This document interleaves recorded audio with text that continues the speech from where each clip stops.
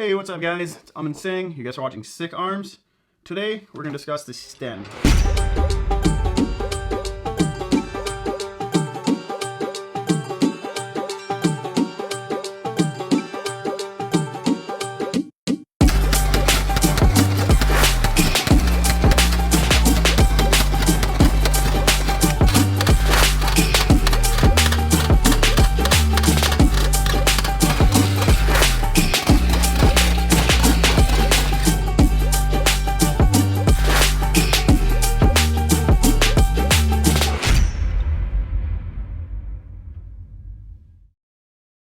It's a 9mm gun. It was produced heavily in World War II and then even the Korean War. There's other wars from other countries where this obviously got used. Let me just put it together real quick. This gun is cleared. I already checked everything. It's safe.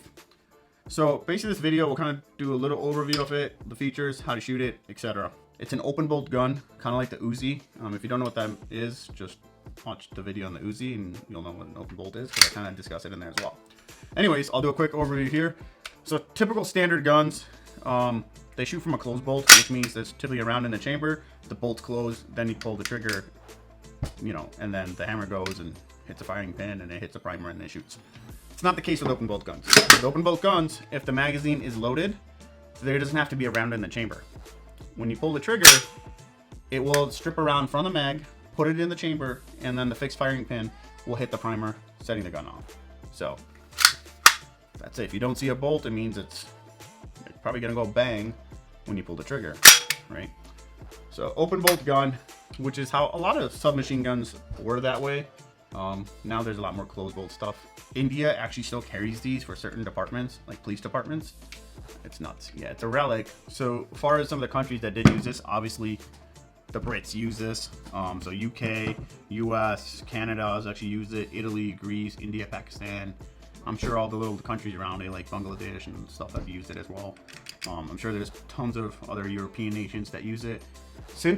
So this gun was designed to be very simple to make. I mean, it's essentially just a pipe and a spring, and that's why a lot of people call this a plumber gun. It's very simple to make, thus you can make them quickly and cheap, right? And that was the whole idea behind them, and that's why they were mass produced for the wars. Great gun for the time that it was made and for what it is. Obviously, it's not something that can hold its own in today's day and age. That's pretty much it, man. There's not a whole lot to talk about with this. So I guess now we'll get into how to actually shoot it. It's pretty simple. If you shot an Uzi or other guns, it's not very different from that. Any open bolt gun. Right?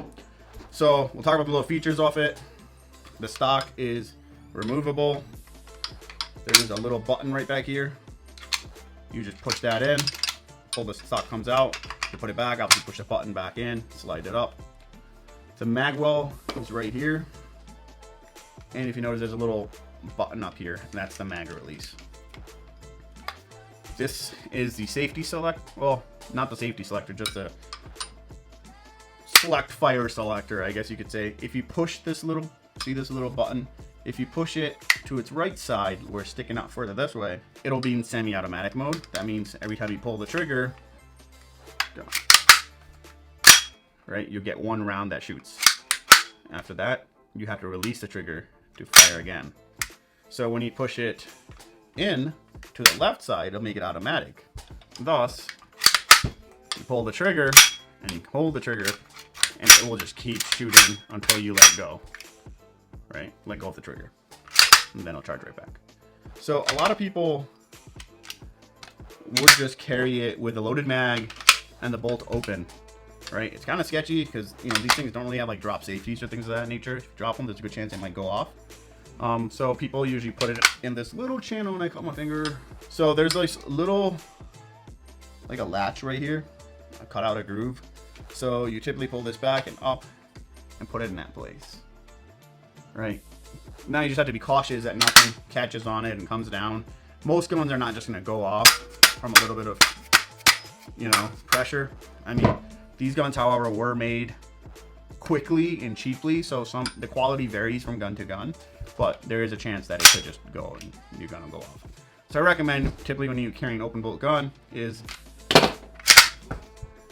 have a completely safe gun, no magazine in it, send a bolt forward, then put your loaded mag in. And then this right here, the charging handle, is also the safety. If you notice, when you push it in, there's a little, like a little button that sticks out to the side, which makes it so that you can't charge the gun or fire it, right? You have to pull this out a little bit and then charge it, right? So again, we have a bolt forward, no mag in, put the loaded mag in, you can put the safety on, and then when you want to shoot, pull the safety off, charge it, and then you're ready to go. So it's a little bit safer to do it that way. It's not the only way. You can do it however you want to, but that's pretty much it, man. It's a pretty simple gun, and that's why there were a lot of them made. It's very cheap. So this gun actually has a rate of fire of about 550 rounds a minute. It's not crazy fast like today's times where you can get 1,100-1,200 rounds a minute, but it's a very controllable rate of fire.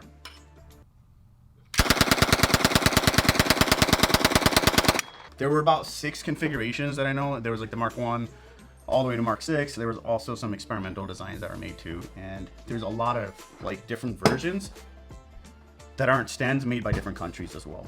And again, like I mentioned, different insurgency groups. It's a pretty simple gun to make yourself at home. So it's one of those things, there's a lot of groups that still make these things and still use them. That's pretty much it, man. See you guys for the next video.